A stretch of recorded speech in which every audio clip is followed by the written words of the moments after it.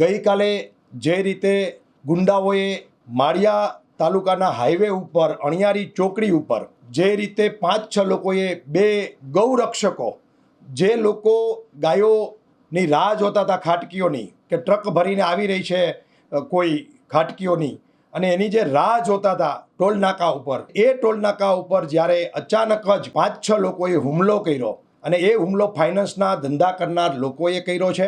વત્થલ finance Shivam જેનું નામ છે એનો મોરબીમાં કાળો કેર છે. 6 મહિના પહેલાં ફાયરિંગનો ગુનો એક નોંધાણો હતો, પરંતુ તંત્રએ ધાક પીછોડા કરીને આ બધી જ ઘટનાઓ પાછળ મોરબી પોલીસ તંત્ર જવાબદાર છે. 6-8 મહિના પહેલાં જ્યારે ફાયરિંગનો બનાવ બન્યો ત્યારે ઢાક પીછોડા કરીને મિસફાયરિંગમાં ખપાવી દીધો. ત્યાર પછી અનેક વ્યાજખોરોની અરજીઓ આની વિરુદ્ધ થયેલી છે. અનેક નિર્દોષ યુવાનોએ આ બાબતની અરજીઓ પોલીસ સ્ટેશનમાં આપેલી છે.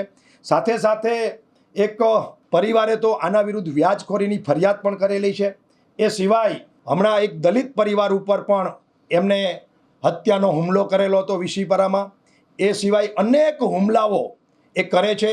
એ કોઈ પણને ફોન કરીને કહે છે કે મારા વ્યાજના પૈસા આપી દેજે. એ 10%, 20%, 25%, 50% સુધીની વ્યાજખોરીનો ધંધો કરે છે. જો પૈસા ન આપે એટલે એને સીધું જ કે તારા પીછવાડા ઉપર અમે સીધી છરી મારશું. મને પોલીસની બીક નથી. પોલીસને મારી વિનંતી છે કે એનું આઈડી ચેક કરી લેજો. પોતે કરેલા ગુના ન્યૂઝ અને ન્યૂઝપેપરના વિડીયો પોતાના ઇન્સ્ટા અને ફેસબુક ઉપર મૂકે છે. પોલીસનો કોઈ ડર નથી. એ ખુલ્લે આમ 5-7 ગાડી કાળા કાચવાળી લઈ અને નીકળે છે. મોરબીની અંદર વત્થલ ફાઇનાન્સનો કાળો કેર છે.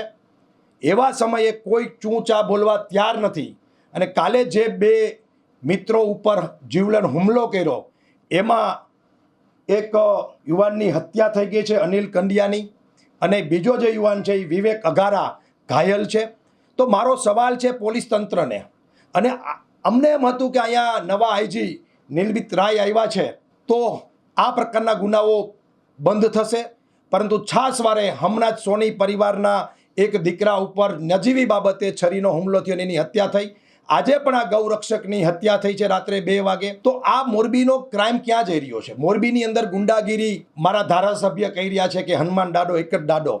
તો મારો સવાલ છે, એ બીમાર હતા, ઓપરેશન કરીને આવ્યા છે. મેં નક્કી કર્યું હતું કે કોઈ ટીકા ટિપ્પણી પર્સનલી કાંતિભાઈ અમૃતિયા પર કરવી નથી, પણ આજે કરવી પડે છે. કારણ કે માત્ર વાતો કરવાની, માત્ર લોકોને ભ્રમિત કરવાના, માત્ર ને માત્ર ફાંકા ફોજદારી કરવાની અને સત્ય જમીન ઉપર કંઈક અલગ છે. તો ધારાસભ્યને મારો સવાલ છે કે આ હત્યા તમારા ગામના યુવાનની થઈ છે.